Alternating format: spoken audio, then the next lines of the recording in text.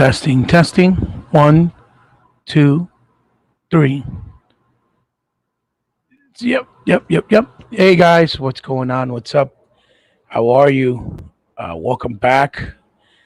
I want to do a little show tonight just to talk about some things and some topics that I want to give my opinion on because I haven't been able to really get a chance to do it due to my heavy scheduling. But it's me, Hebot, your host. This is We Got Next.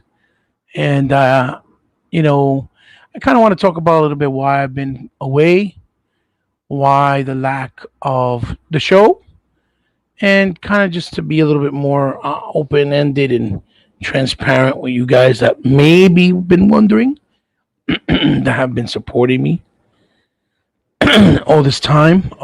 Because, I appreciate everyone's, help. I appreciate everyone's love and support as always, because you guys have always been really, really uh, fantastic to me that have been there since day one. And you never, looked the other way and swayed away from my brand and me and who I am, despite what people may or may not think about me, right? And that, that really means the world to me. It always has. I've always told everyone that, it's important to me, you know. So hey, Unlimited, thank you for stopping by. I'm just doing something quick, Unlimited, not really something, big. I appreciate that you're there for me. I just kind of want to let people know, why I've been gone and stuff, and talk a little bit about some stuff that's going on. I hope I'm coming in loud and clear. I'm doing this via Xbox One X using their browser. I heard that it was very efficient, and so I'm trying to do it to see if I can do this in any future endeavors or podcasts where it will work out a little bit better. So, enough of that. Hey, Craig, what's up, brother? How are you? Basically, the biggest reason why I haven't been able to do We Got Next, as you guys may or may not know, or at least may have an idea or hint, is oh, thank you. I am clear. Thank you.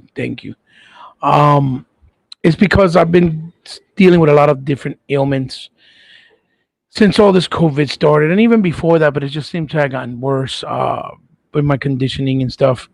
Main reason for it is because I also already have suffer from diabetes and asthma and migraines, and I have neuropathy in my legs and my feet, pinched nerves in my neck, and my equilibrium is messed up. I have ulcers in the esophagus, and a lot of things just build up. And now I'm suffering from spondylitis of the spine, which is a very severe case of arthritis. Pretty much kind of one of the worst that you can get, because it's extremely painful. Your whole torso area hurts. You feel like you can't really move or walk, or even lay down and sleep in a correct manner, to be honest. Very uncomfortable. So to sit down and speak for a couple of hours to enjoy something with you guys, it's very difficult, uh, because of the fact that, it just hurts. Even being on a chair, believe it or not, unless I have extra cushion, take, pain medication, things like that. And also, I am suffering of some, of uh, what you call like liver damage.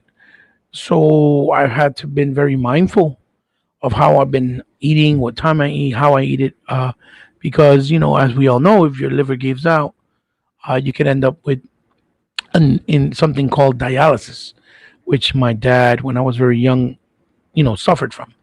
My stepdad, but he was my dad, right? So because of this, that's why it was been very difficult for me to continue to do We Got Next. Not for the lack of passion or for the lack.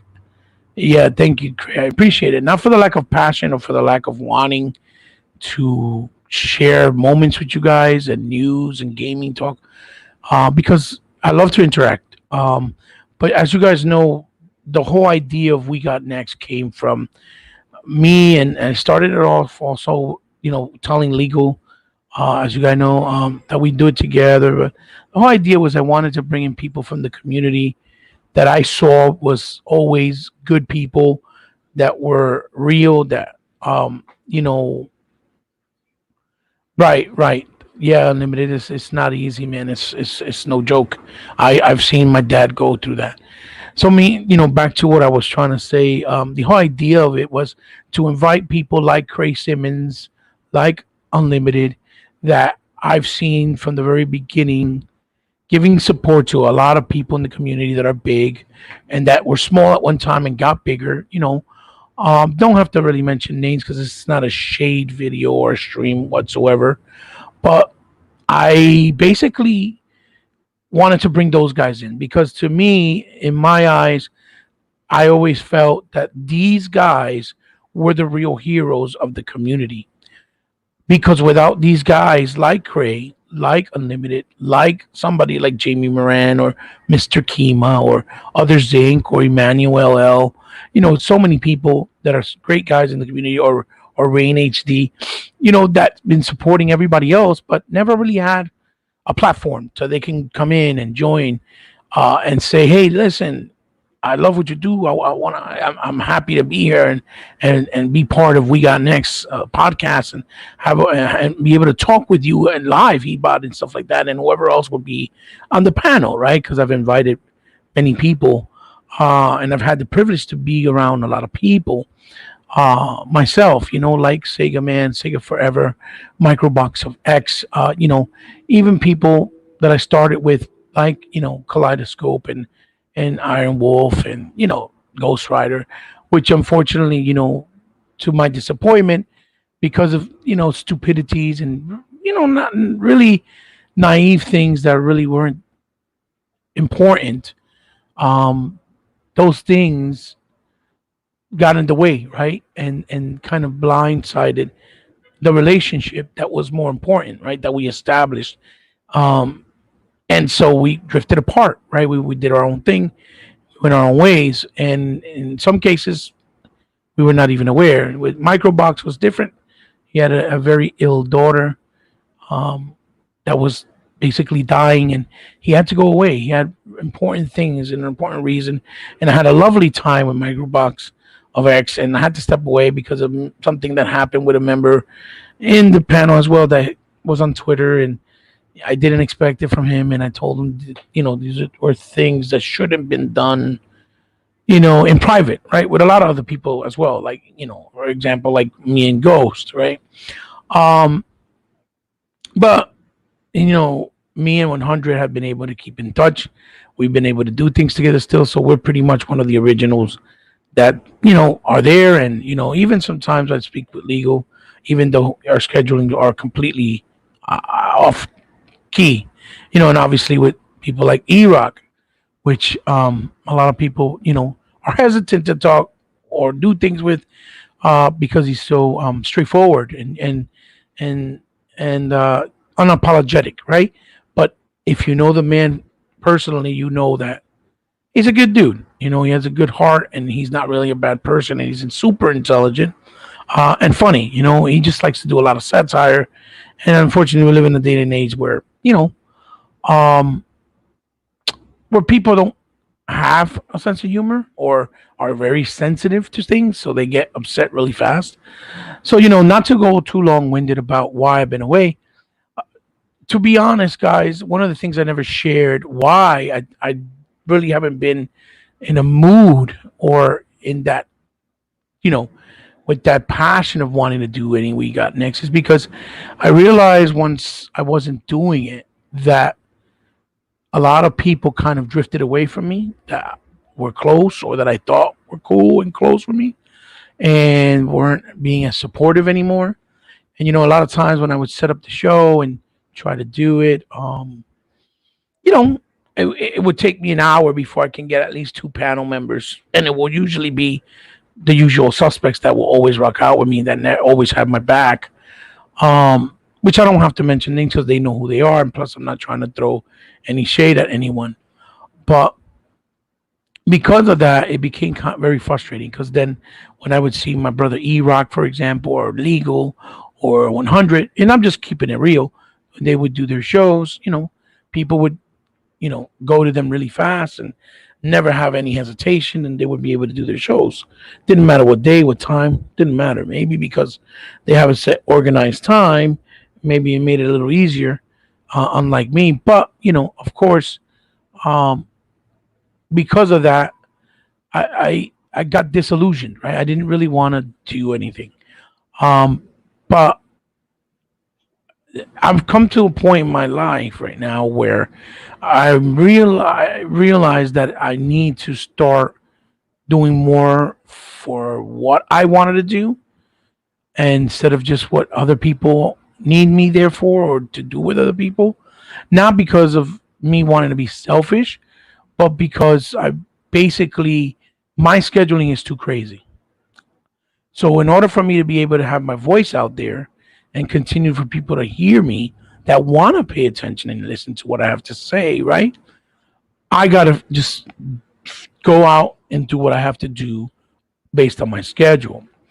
And I think that would allow me to be more present, and people won't think that I've gone away. So a lot of people think I've gone away, and don't realize that I'm still around, and be able to speak my mind more vividly and coherently, and without interruption, I guess is the best way I can say it. Because there's a lot of times when my brothers do a show and I can't make it. And it's not because I don't want to be there, it's just my scheduling, like I said. And then when I try to do it, since I'm outside, or I'm in a car, or I'm not in a good place with reception, I sound terrible. Um, Hey, good day to you, 9 foot. Thank you for stopping by, brother. So, like I was saying, then if I feel like I'm messing up their show, or like I'm interrupting it, or like I'm making it something that was better in quality, I'm making it worse, right? So, I'm going to try to be more proactive by doing more We Got Next, even if I have to do them like this by myself. Not to say that I don't have people to support me, because Unlimited was the first one here. He was the first one to say, "Hey, send me a link. I'll jump in with you." Um, and that shows me that that I have some people that will always be there for me, to support me, because they're my brothers, no matter what. And that's a good feeling, very good feeling. But I'm not gonna lie. There's been times where I felt like, um, people have kind of wanted to drift away from me and not really have my back in certain circumstances, for whatever reason, right? For whatever reason. But life goes on. We have to keep on moving, keep on trying, keep on working as hard as we can. Um, Thank you, Unlimited. I appreciate it, brother. So, we can't quit. And I have a lot of passion, even though I am 46 years of age, and I'm not embarrassed to say that. My passion for love, for my wife, for my family, is the same passion I have for gaming, for movies, pop culture, figure collecting. I do a lot of different things. And hey, Kenny Jago, how are you? Thank you for stopping by, brother. So, because of that, I need to express myself. So I've come to the exception that if I don't do We Got Next on my own from time to time, with whoever can jump in with me, of course, because everybody's welcome. That's why it's called We Got Next. Anyone from the panel can come in, especially people that I've known for many years, as long as you're respectful. Anyone, it doesn't really matter who you are. I invite everyone. This is your home. That's always been my idea behind We Got Next. Um, Even when I started it with Legal, that was our idea too. That we both kind of, he did it his certain way through Mixer, and I did it in Xbox Live, and I wanted to do it here through the social platform with people that I saw on social media, like Kenny Jago, for example, like NWO Prime, like Grace Simmons, like Unlimited, um, and that they don't really have a lot of people reaching out to them or supporting them, even though they've been here doing things for years, and they do great content and they're good guys. It doesn't matter if we agree and disagree. That's fine. That's the way life's supposed to be. We're not robots. I mean, we're not supposed to agree with everything. But sometimes because you don't agree with everything, it kind of scares people away, and it's weird. It's wild. I don't know why, but it happens, right? Um, I just I'm a gamer. I have the passion for gaming. I like to consider myself a true historian. Because because you know, uh, if you don't do that, right? I try to consider myself a real historian because of the knowledge I've had of gaming throughout the years and things like that. But again, like I have said in the past, I like to pass that education over because as you see from the title, is trying to keep the preservation of the gaming history and the culture to move forward with the next generation of gamers. So, that's been my goal, and that's what I intend to do until I can no longer do it anymore, right? Or until I die, right? God forbid it be anytime soon, but it is what it is. It's life. It's what we're guaranteed. Life, and we're guaranteed death. So it is until, you know, uh, it's time to go, right? Um, so that's pretty much why I haven't been able to do it as far as health, as far as my will and my passion to do it. Um, I've kind of felt alone and not really being able to feel like I have people to back me up. Uh,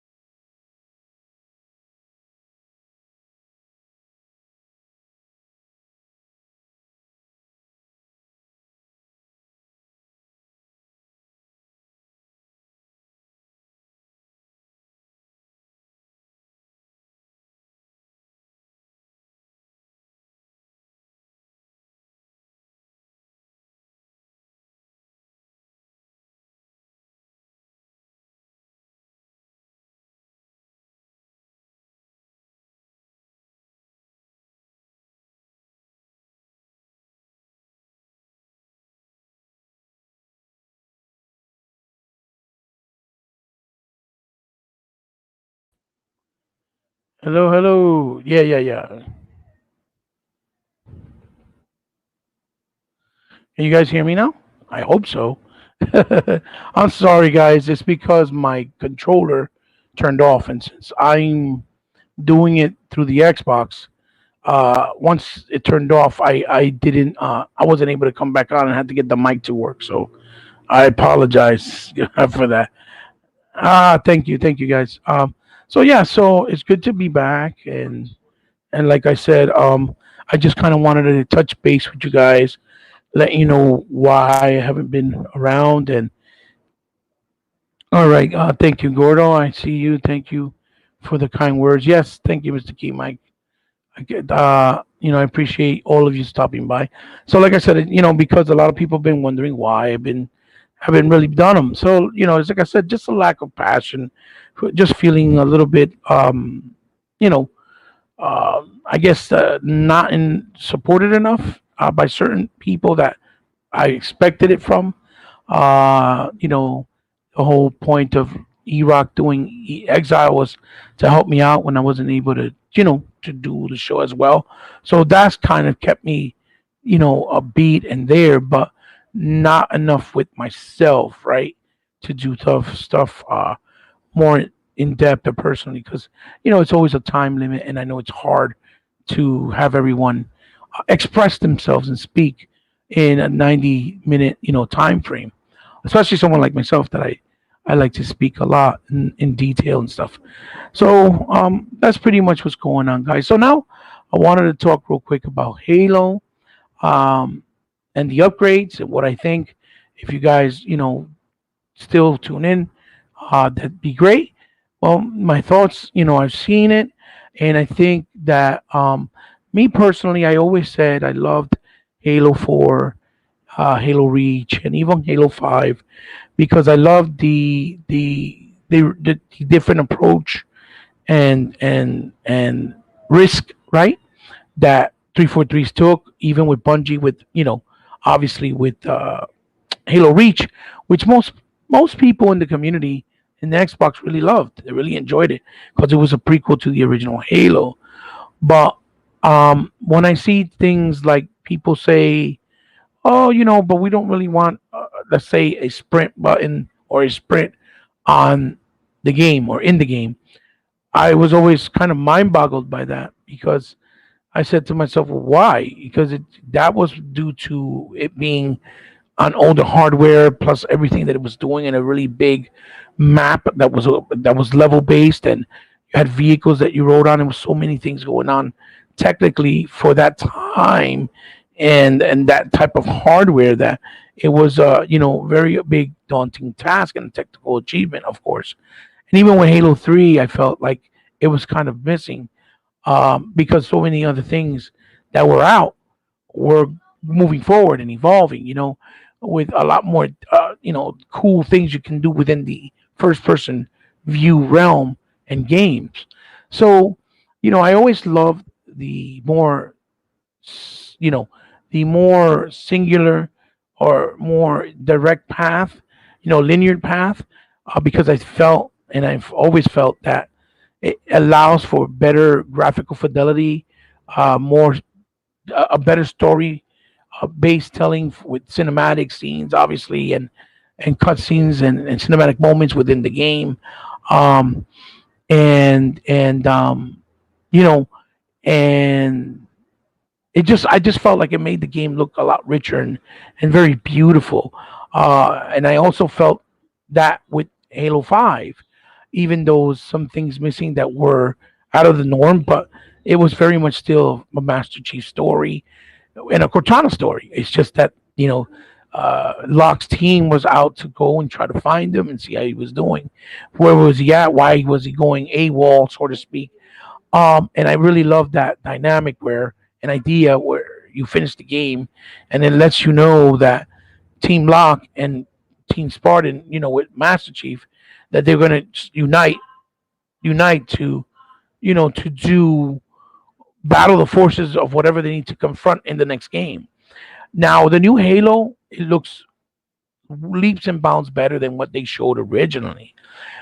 But I also told people back then, and I said myself verbally, whether it was on Twitter or on podcasts, that it was an older build and They needed more time, and more than likely, the finished product would be more like what we're seeing now. And I really do think that the extended year obviously has helped in a very big way, but I don't think it would have been any far off as different in the way that it looks now than what it would have been if it would have launched last year. Maybe it would have bugs because it's a big game plus pandemic. It needed more, with the right polishing and bringing it out. But I don't think it would have been that terribly different visually. But I also understand why people would have thought there was something wrong based on the looks, because a lot of people don't understand the logistics and the technicality of what goes into making games and the vertical slice demos and what they have to show versus what comes out for the finished product. Um, Plus, doing it remotely, I'm pretty sure was a daunting task because people at 343s, they have about 800 to 1,000 members, for what I understand, unless I'm wrong. And if I am, please, any of you gentlemen that are in the comments that know, please, you can correct me at any time. Um, so I think it's going to be a very beautiful game. I know that they're going back to the roots. It looks like a very big visual upgraded version of what we got with Halo 1 Combat Evolved. A big world map, which they already confirmed that it's going to be multiple maps, multiple worlds, more like level based, but big world maps. And where you'll probably fight bosses and do certain things and have cinematic moments, which I think are very rich and bring a different flair and dynamic to Halo that was never there before. And they should continue to make capitalize and make it bigger, bigger, and better. Because I think at the end of the day, it's just going to make the game always feel fresh, right? It's always going to make the game feel evolved, right? And I think that's a positive. I know when we're used to something, like me myself, I'm guilty of this. I'm a very retro style guy. Um, Thank you for that, double AB. I appreciate the kind words. Me being a retro style guy, I was when I knew that Sega had to kind of go away.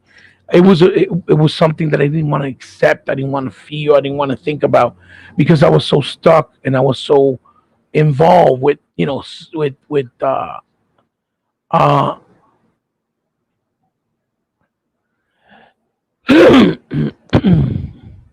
right, right. Thank you so much, Devolve. I think it's called. Thank you for that. So when I had the idea of Sega going away, I was afraid. I was like, no, no, no, I don't want to deal with this. But I had to accept the reality. And I think that's the fear that a lot of us get when we fall in love with certain titles and with certain IPs, like Halo, for example. Big example. And that change that came with Halo 5 was just something that people were not ready to accept, but it's something that was needed because then the game starts to feel stale. And that goes with any IP. It doesn't just go with Halo, it goes with any IP. The same changes that they brought to Gears, for example, Gears 5, with open world sections, you know, more cinematic moments where you drive on the skiff to travel from place to place. Where you had the perks for your armory so that you can go over things like fire, really awesome little things and awesome little touches that it looks like they're implementing on the new Halo with the grappling, string or arrow or whatever it's called, the grappling rope. And I see that it has some type of like, it looks like it's going to have some type of, like a tree skill, right? Or a skill tree where you got to level it up. And the more you level it up, I guess the more perks and the more abilities that you unlock.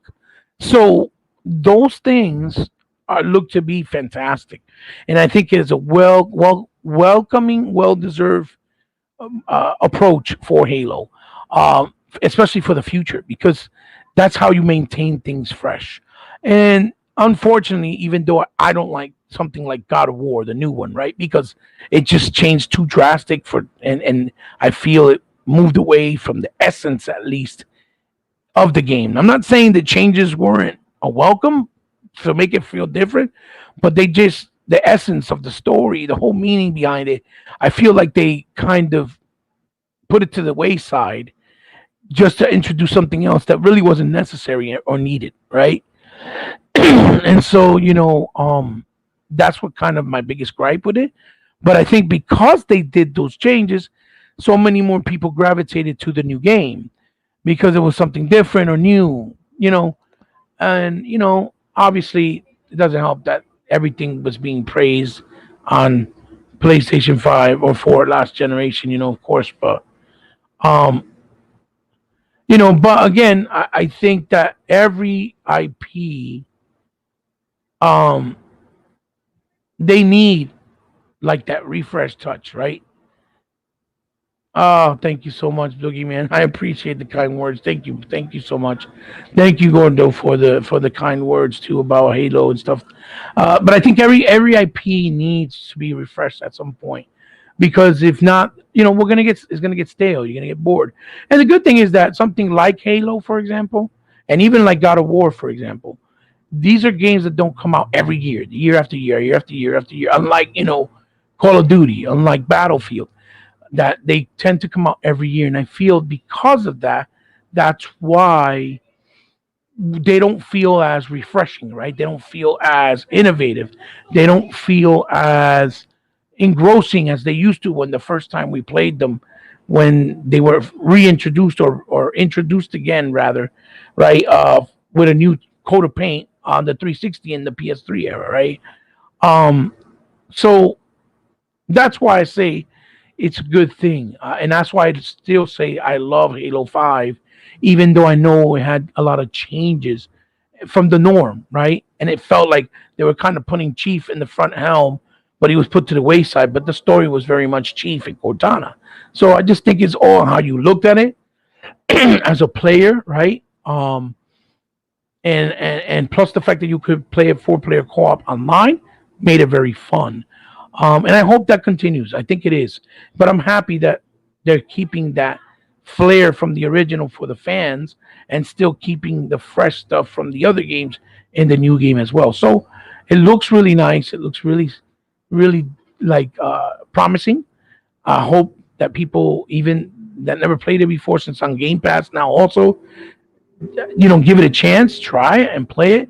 I think it's going to be a big game for Microsoft, no matter what, because Halo is the staple. Halo is the brand. Halo is the face of Xbox, like Mario is to Nintendo, and like obviously, Drake or Kratos is to PlayStation, right? So I think we're very blessed, and we're in for a good time, and it's going to be a great holiday season with Halo. So I'm glad. I'm glad that that people are receiving it with well reception.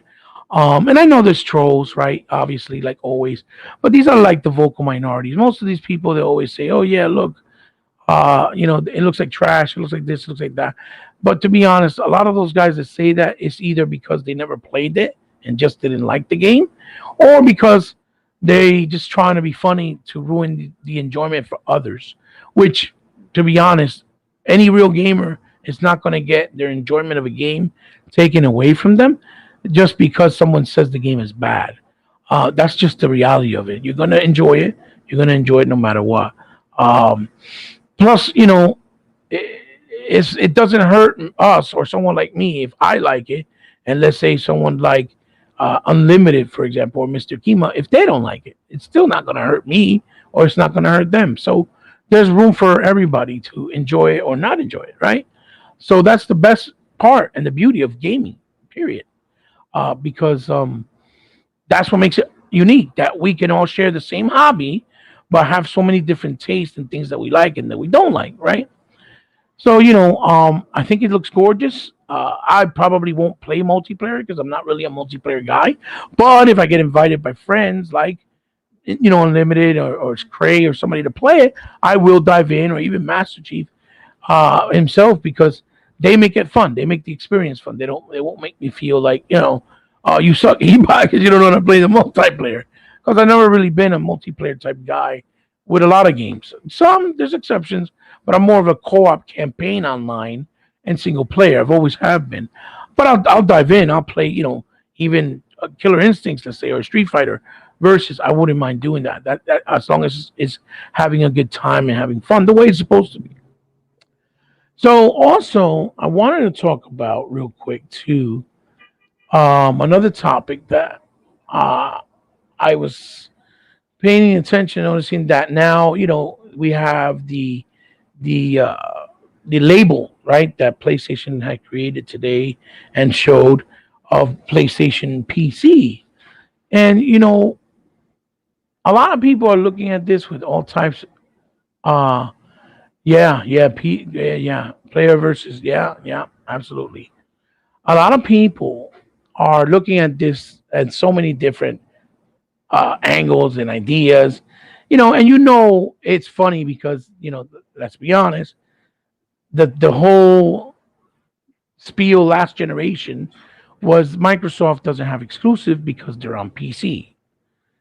Okay, and of course everybody that plays on Xbox and is a Microsoft fan knows that Microsoft was born and bred on PC many years ago. They started with Microsoft's flight simulator many moons ago, and they started with Age of Empire many moons ago, and they even had their first hardware where a bunch of different companies made a console for it, which was the MSX.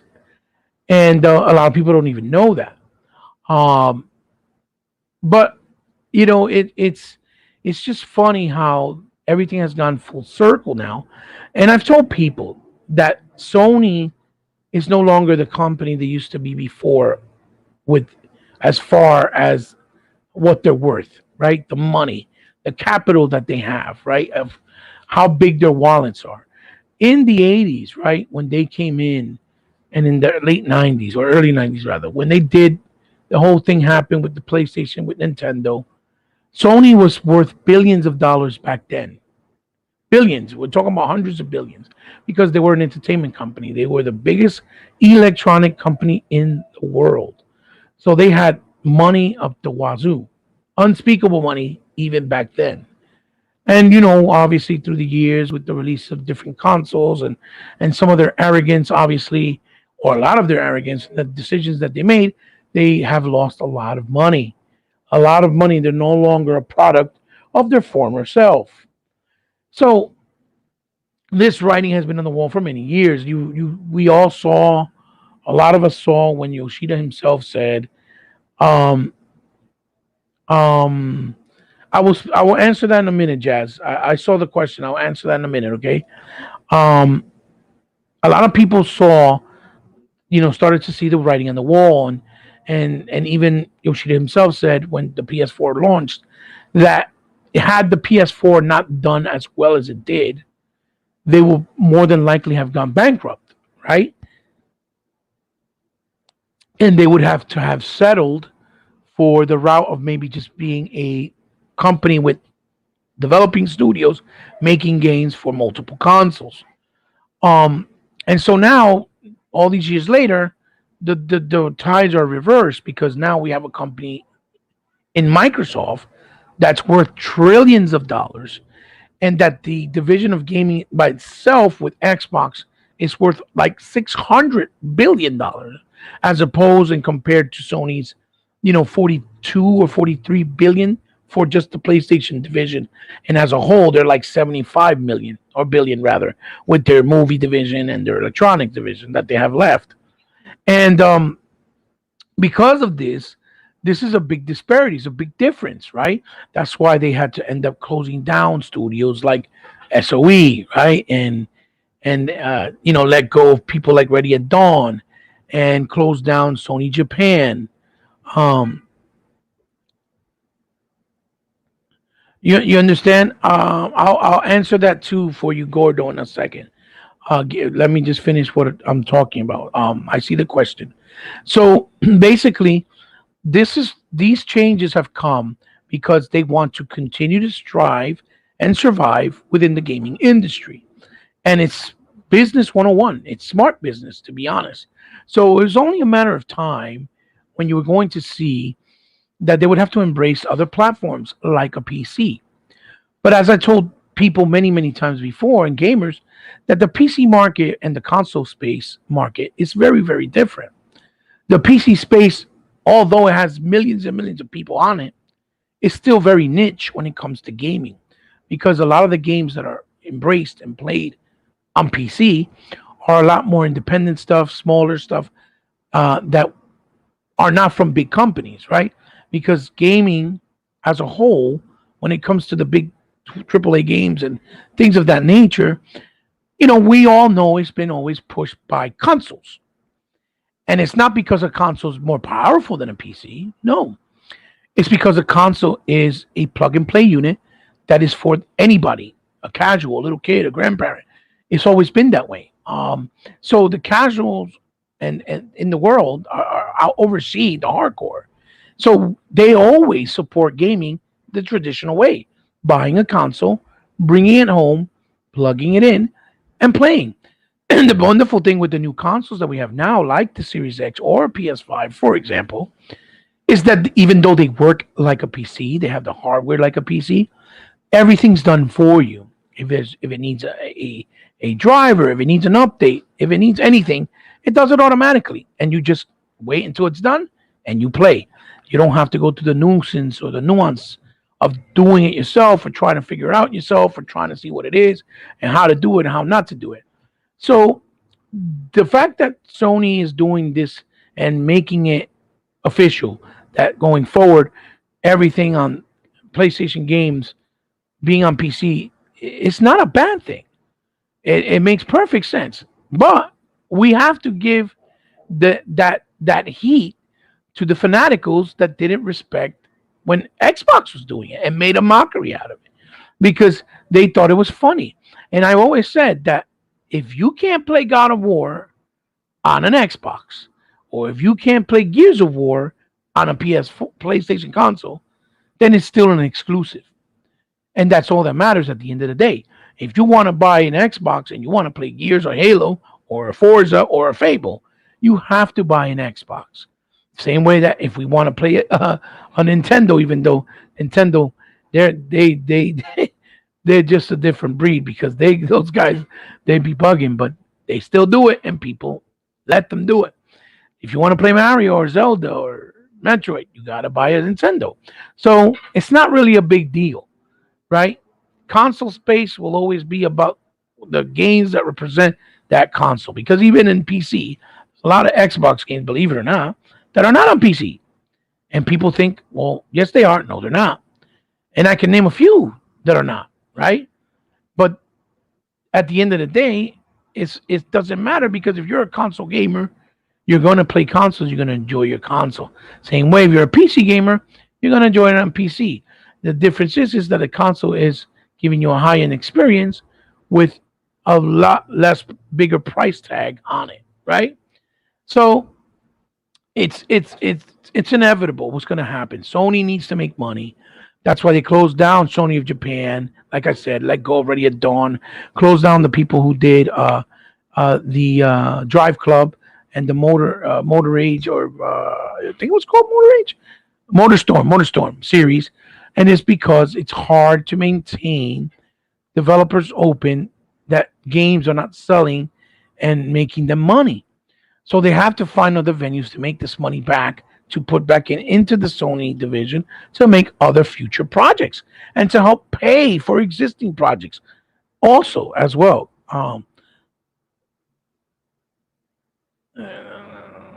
Yeah, you're right, Radiance. Yeah, absolutely.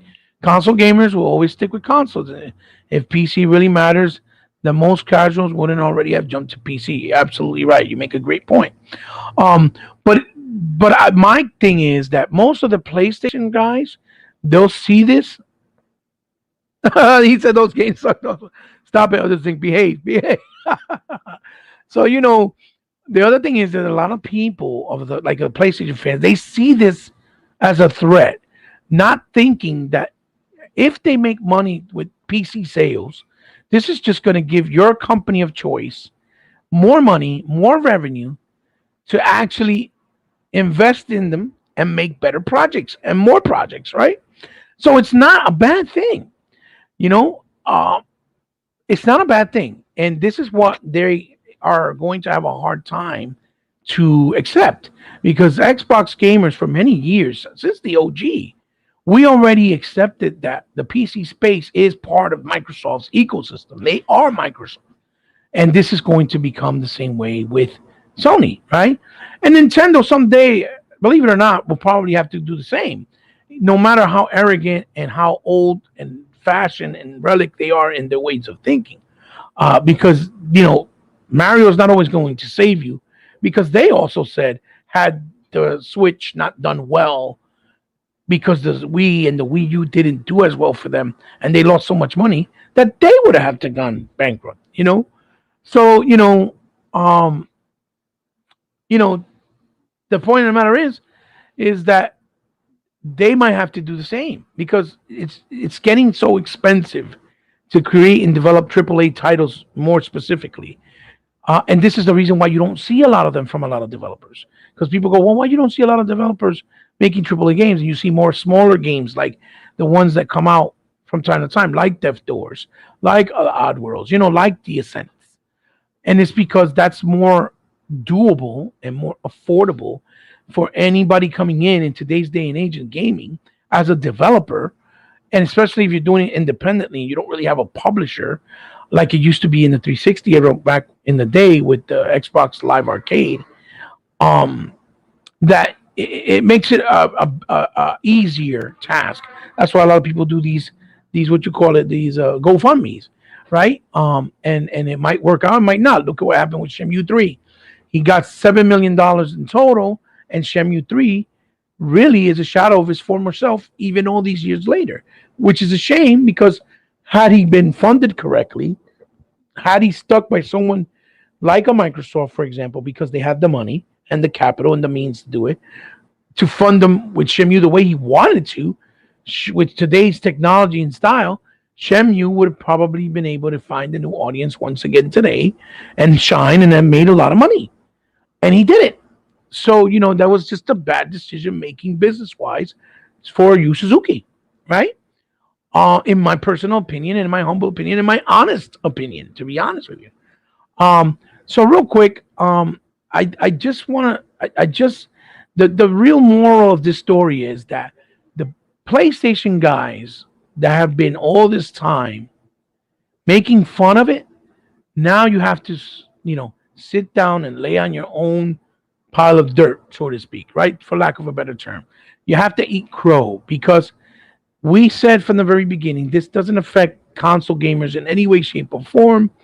This is just a natural progression of gaming and the way it is now. Especially during the 360 era, we saw so many developers shut down. Even at the beginning of this generation, we saw the developers who did that game Murder Soul Suspect. They closed down the same day the game released because they had no type of revenue, no type of sales, and no type of pre-orders. The game completely failed in sales, right? Um, and the other wonderful thing is now when we have things like crossplay, no one is obligated. Oh, I have to buy an Xbox if I don't like it to play this with my friend, because now you can play together no matter what console you're on. Same thing, vice versa. If somebody don't want to buy a PlayStation, you're not forced to. You can play it in your console of choice because gaming is moving forward, right? And that's what makes it wonderful. That makes it so invigorating and so refreshing every time. The only thing that stops gaming is lack of ideas. That's it.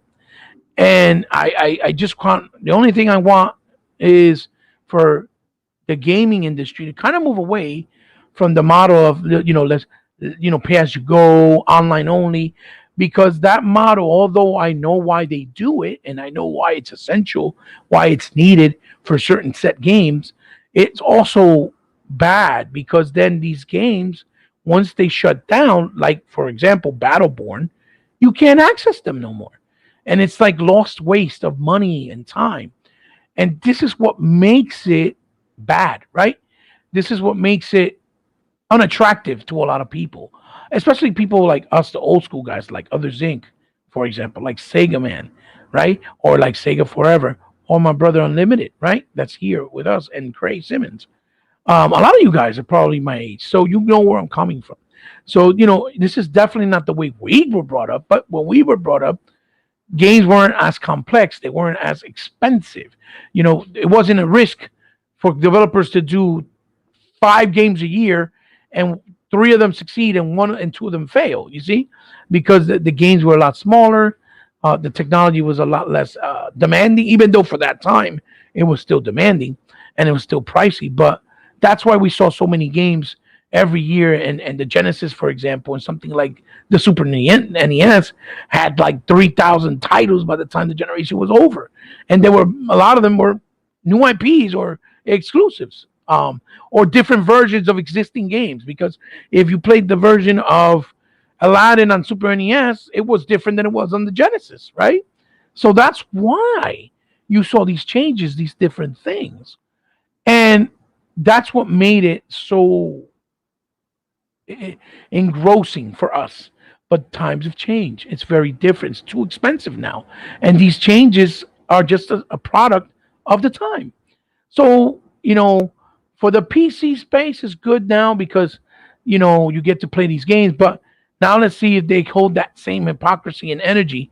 A lot of the PC guys I'm talking about, not all of them, but the ones that always talk elite, the elite, PC elitism, whatever it's called, that say, "Oh, I would only buy a PC because I don't need an Xbox, so I can play all their games there, and I would buy a PlayStation because they were exclusive." Now let's see if they'll have the same energy. And I know that it's going to come a time that Sony will probably more than likely release the games date and date, because it's just going to make sense. But to be honest, even if the games come out date and date, guys, it's not going to take away, because whether they release it a year later or the same time, the people who are interested in this PC space are the same people who are going to be interested a year or two from the time it's released. It's not going to matter. That's why Microsoft does it day and day, because they see the data. Look at Gears. Gears still sold more on console. Why? Because the people that play on PC are only a significant few that would buy certain games that are on a console. And this is the harsh reality that a lot of people don't want to understand. They're not going to change their mind buying a game 2 years from now just because it was out 2 years later. If they're going to buy it, they're going to buy it 2 years later just to play it in better performance if they've experienced it, for example, first on an Xbox or a PlayStation. It's that simple. So buying it day in and day is just going to mean they're going to buy it the same day and experience it at the same time as the console gamers. It's not going to change the sale. It's not going to mean that they're going to buy it more on PC. No, because that's not how it works. It never worked that way.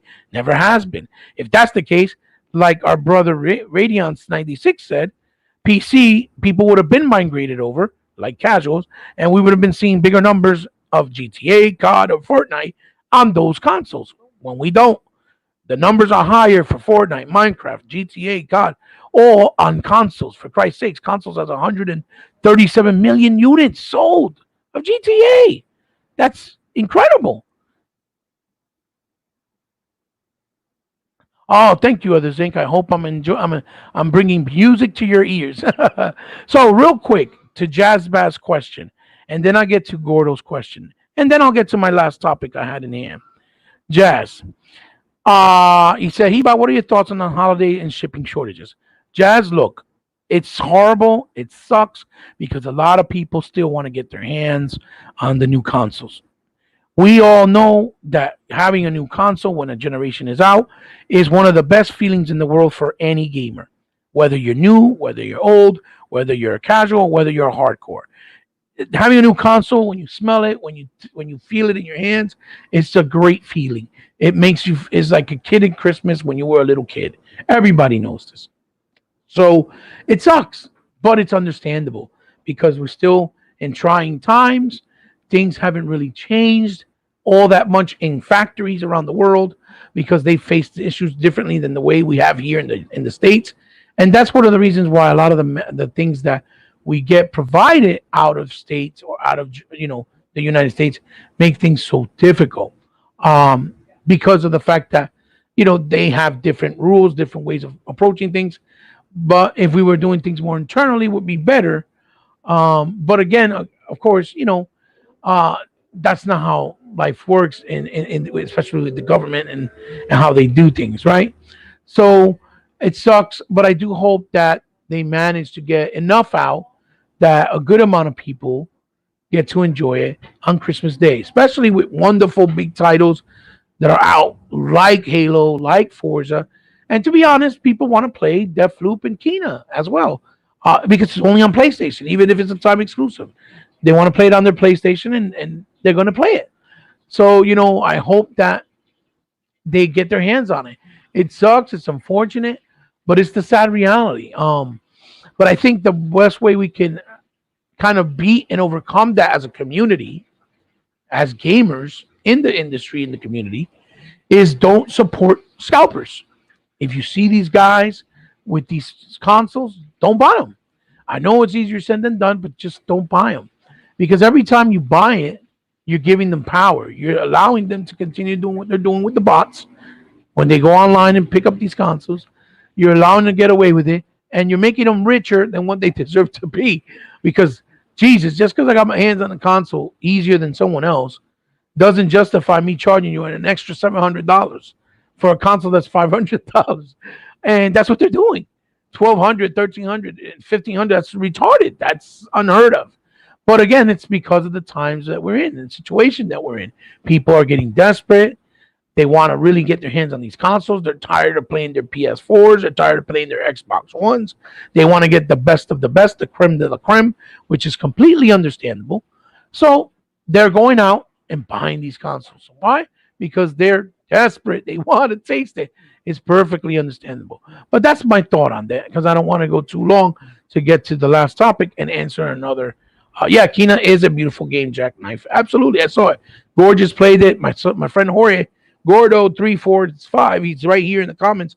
He can attest. He played it with me. He brought it over. We had a good time. It's a beautiful game. Very beautiful game. I can't wait to play it on Xbox, because Xbox is my preferred console. Yes, but I will play it on PlayStation. I don't have a problem doing that. Also, Gordo, your question was, what are my thoughts on? You said, so what are your thoughts on the Metroid game for the Nintendo Switch? Well, Gordo, I think the Metroid game for Nintendo Switch is going to be an excellent piece of product and game, as all Metroid games have been. My favorite Metroid game was Metroid Other M by Team Ninjas, the people who did Ninja Gaiden. But, but the thing is that the problem with something like Metroid Other M or Metroid Dread, right, is that when we live in a world right now, right, where we have amazing games in 2D, like Cuphead, right, or like Ori and the Blind Forest, or even like the new game that was released on PlayStation called Fist, right? Those games have a lot of high quality, very story driven, graphically, splendiferous, wonderful, amazing choreography and orchestrated music, like in Ori. And all my Xbotians, you guys know what I'm talking about. Very beautifully orchestrated soundtrack in Ori and the Blind Forest. In an era right now where we live, where we have games like this that exist, and they're price tagged at $20 or $25 digitally, and physically, some of them are, 30 or 40 in some cases. I think that the problem with Metroid Dread is the asking price. The asking price is way too high. Way too high. Now, does that mean that it's not quality? Absolutely not. Does that mean the game is bad? No. Did that mean that the game is shit? No. But Nintendo refuses to understand that just because their IPs are well beloved, that you're being anti-consumer by pricing them in these prices. Yes, Jackknife Ori is a gorgeous game, absolutely gorgeous. And this is the problem. And so playing Metroid Dread on a Switch, although it's a wonderful experience because you can take it with you on the go, it also feels like a bad pill that you swallowed. And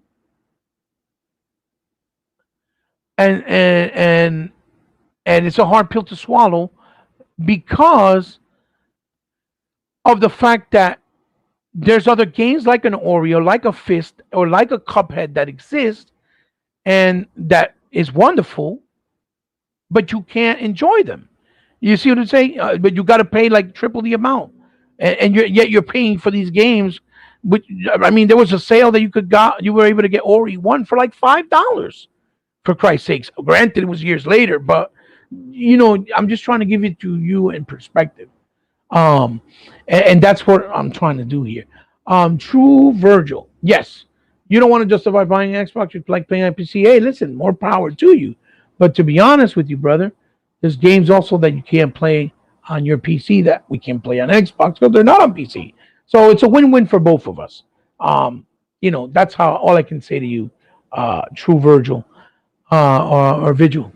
Jazz Master, appreciate your opinion. Oh no, no, no, absolutely, Jazz, absolutely. But again, to end the point of the Point Dread, um, to end the point of the Metroid Dread, beautiful game. I would love to play. I would love to play it, but I don't feel okay spending $60 to play a 2D side scroller. I really, I really don't. So that's a reason why, um, I can't do it. I just can't. And in Canada, look, like Radiant 96 said, it's $80 in Canada. Especially if the game is also going to be smaller because we all know since the Switch is a smaller console, the games in the memory card only hold so much information. Now that's why they're trying to do games like the Guardians of the Galaxy, but it's streamed. It's absolutely streamed. And that's basically, yeah, yeah, it was Freddy Fox. It was 30, brand new. Yeah, yeah, absolutely. I agree. That's what I'm trying to say. And True Visual, no, there's games like D4, Crimson Dragon, Connect Sports Rivals, the Forza Horizon 1, Comic Jumper, the last Forza Motorsport 5 and 6. Those are games you cannot play on PC. Okay? They may be older and they may not be to your liking, maybe, but they're still good games that are only available on Xbox. Plus, we have the 4 generations of Xbox consoles natively on the Xbox that we play without needing an emulator that doesn't work quite well with other games like 360 games or OG Xbox games on PC. So to answer that question, True Visual. Freddy Fox, I bought Metroid Dread, but you're right, Eba. A side scroller shouldn't cost us. Well, I mean, I'm not trying to say that I can say what a price value of a console of a game, right, made by a developer, being made by a developer, is worth. It's just I'm trying to put it into realistic perspectives, right? I think that if Nintendo actually sold Metroid Dread for $35, right? Let me just say, just throw that number out there, right? $35. I have a feeling that it would sell quadruple the amount that it's selling right now.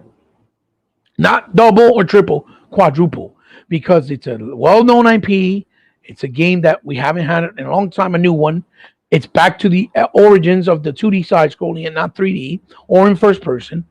And I think people will just flock to it a lot faster. In my personal opinion, I think they will. They won't be as hesitant. Because you remember they did the 2D Metroid and it was just a remaster and it looked great. But even till today, the game is still $45. That's why I never bought it for the DS, because you can't even play it on the Switch. If you can't put the cartridge on the Switch, even though it's still cartridge based, and you can't play it digitally on the digital store either. So, I can't justify paying for a game that was designed for a portable machine that was much more lackluster, less powerful.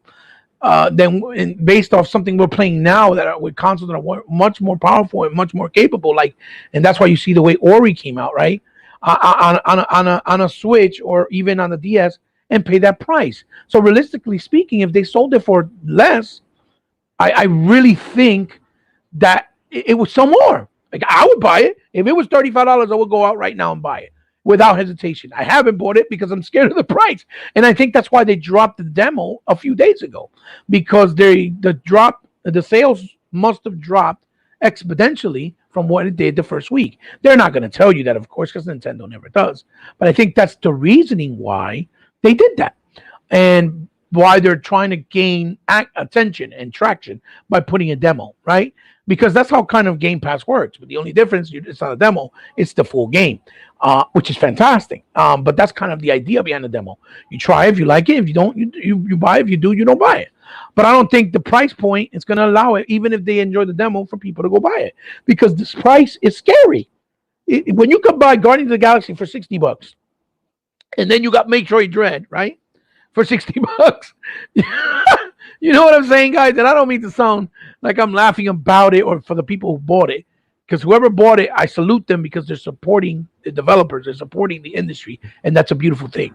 I'm just laughing with the idea that you can't understand the difference. A Guardians of the Galaxy AAA title versus a title that probably is a quarter of what it costs to make Guardians, and they're selling it for the same price. You see? That's how I look at it, as a consumer, especially with all the options that other companies and other areas are giving us in other consoles, right? Because even the PlayStation offers good offerings compared to that, right? Because Fist is on PlayStation, it's exclusive. I don't know how long, I think it's time, but it's only $25. And the game has quality. And if you buy the PS5 version, it looks fantastic. It's 4K, it's 60 frames, it looks gorgeous.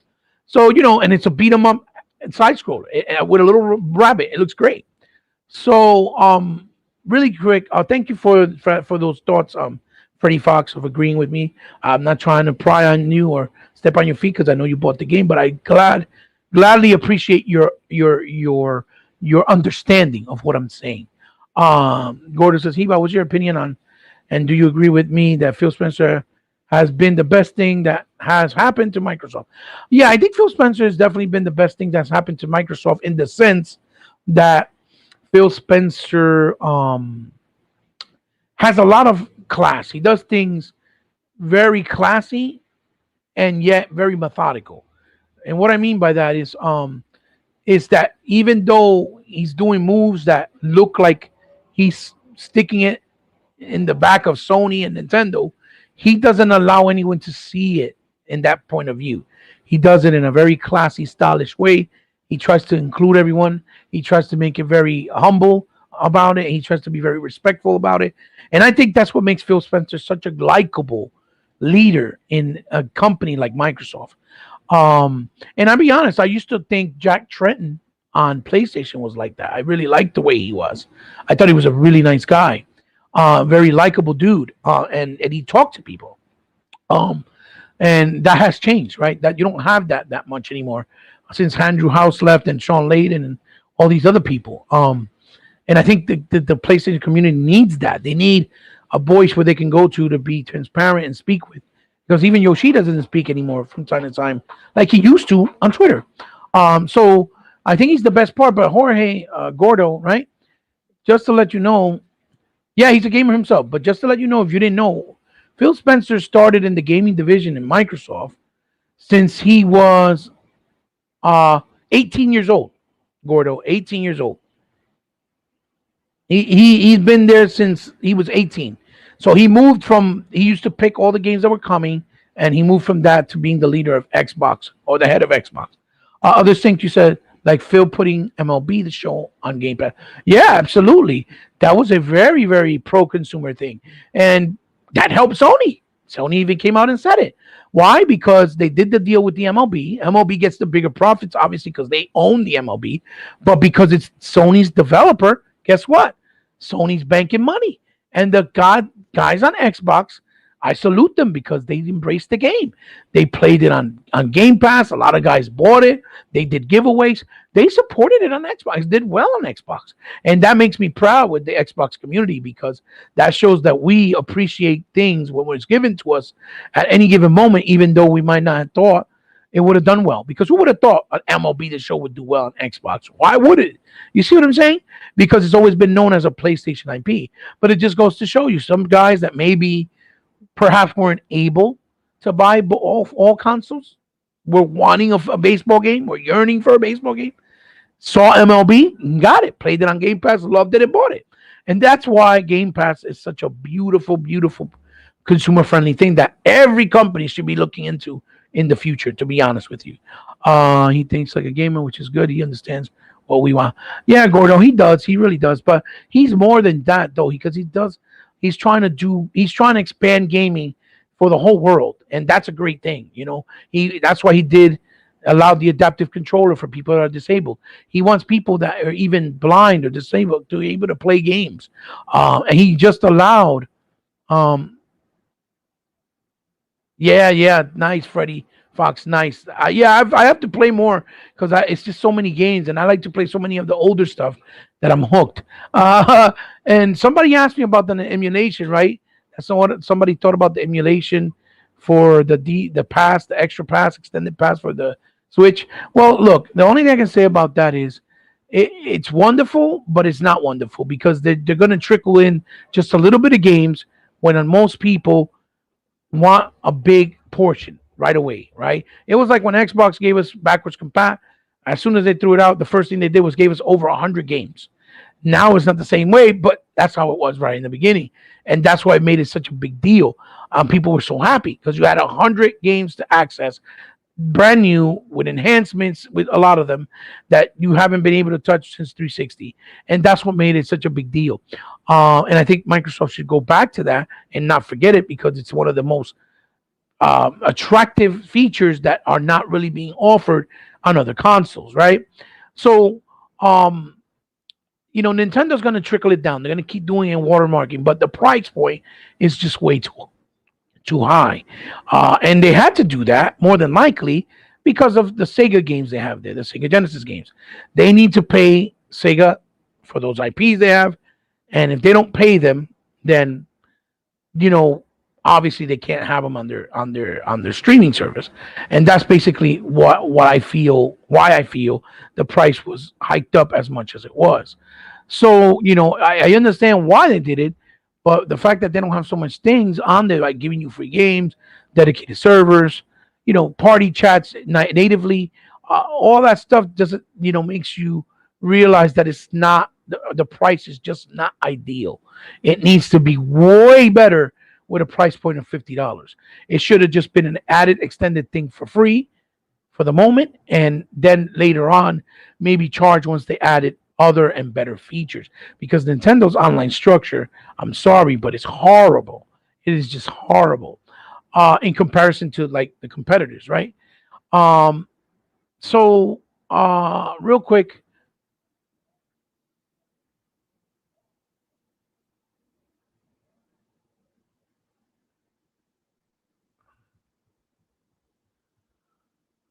Oh yeah, yeah. The Nintendo OLED screen. I see what you're saying. Okay, it is beautiful, but again, it's just a screen for better image quality. It's not really power in the unit itself. So that's the only thing. I know why Nintendo had to charge more because an OLED screen is much more expensive to produce. Plus, it's bigger and the little adjustments. But again, the Nintendo Switch is, at the end of the day, more of a portable game console than an actual home console, because that's how it's being used the most. And that's why you don't see them really talk about the DS anymore, or new games being announced for the DS, because of the fact that the new Nintendo Switch is their DS pretty much. So that's why it's grown so fast in Japan, here, and the numbers are so high so far because it's the people that migrated from the portability, the retro guys, and now also the console guys are also on the Nintendo Switch. So that's the only difference in stuff. But no, it's not being a corporate slave or anything. It's just you like the screen. Yeah, it's gorgeous. That's a nice thing. So guys, look, I'm gonna tap into the last topic, and if you guys can be so kind and let me know what you think. But I put down, as you guys see in the description, the YouTube hate that continues to happen with Microsoft. And you guys are probably saying, YouTube, what are you talking about, Eba? Well, if you guys notice that the YouTube app still to this day does not support streaming games via your Xbox console right onto the YouTube. It's not integrated. I know they just did an integrations for Twitch and stuff like that. I don't know if it supports up to 1080p or even higher resolution, which it should, because we live in the higher resolution era. But I don't understand why YouTube continues to do that. I mean, I get it because they're direct competitors, because they're owned by Google, and Google and Microsoft are just head to toe in competition. but it kind of is unprofessional in my opinion. And what I see that they'll put it on PlayStation and available for the PlayStation community, uh, which I just found out recently by my friend Gordo there, that its ability of streaming up to 4K, which is great for the PlayStation gamers, because we had that with Mixer, and Mixer just couldn't grow. Right, it didn't grow uh, at all or enough to compete with Twitch and YouTube. And Microsoft gave it a 5 year run and tried their best, and it just didn't work. So I understand why they shut it down, even though it's unfortunate. But I don't get the unprofessionalism of Google, right, doing this with one platform but not the other, when they know the other platform is just as big and deserves to do streaming, which will benefit them because more than likely they'll make money with ads and with Microsoft doing deals. Yeah, I miss Mixer 2 Unlimited big time. I miss it big time. Um, I really loved it a lot. Um, all right, thank you, Gordo. I appreciate that. He about great. Keep it up. Keep up the great step up greatness. God bless your channel. Hope your channel grows with the best. You need YouTubers like you. Thank you, Gordo. I appreciate that very much, brother. Thank you so much. Much love to you too. So yeah, guys. So like I was saying, yeah, Freddie Fox. I think it's unprofessional. And I think there's no need for it. But I understand why Google's doing it, because it's almost like probably, you know, stabbing Microsoft in the back, like screw ya, because y'all are competitors. But it also looks petty, because that's just going to benefit them in the long run, and that has nothing to do with other endeavors that they do as far as business wise. But it would be really nice to get onto your Xbox, start streaming straight to Google, right? Or I mean YouTube, and do it in a higher resolution, and it goes right in as you're streaming. It's uploading, so by the time you're done, right, the stream is up. Your show viewers that were there live are there, and then on top of that, it's uploaded. And all you have to do is put a thumbnail, and that's it. If you want to do a little editing, you could probably do it with your computer, and you're good. I think it's a consumer-friendly thing to have the app have the ability to let you stream right off the console. Yeah. Google still never advocated those Stadia features with YouTube. Now I think about it. Yeah, I wonder if they're canceled. Right. It's crazy. Yeah, it's crazy, dude. Because again, they can make business together. You can have competition with people and still do business together. Look like the way that Microsoft, did business with Nintendo, where they let Banjo be in Smash Bros. But obviously Microsoft quickly learned and realized that Nintendo wasn't going to play ball. They weren't going to give them something in return, so they didn't do anything else. But they tried. They tried on numerous occasions. They let Cuphead go to the console, with hopes that they would play ball. But it is what it is. You live and you learn. You try things, you see if they work, you see if they stick. If they don't, they don't. But again, this is something that's bothered me. And when my friend Gordo told me that now they put it up to the ability of streaming in 4K, I was like, that kind of really sucks, And I don't know. You guys leave me comments down below, and let me know what's your thoughts on it and what you think. Maybe I can do another video talking back about it, referencing, seeing what it's, what's your thoughts on it? Because I'm curious, because it really does bother me, and I think that we should start speaking on it and asking them to implement it, because it's quality of life.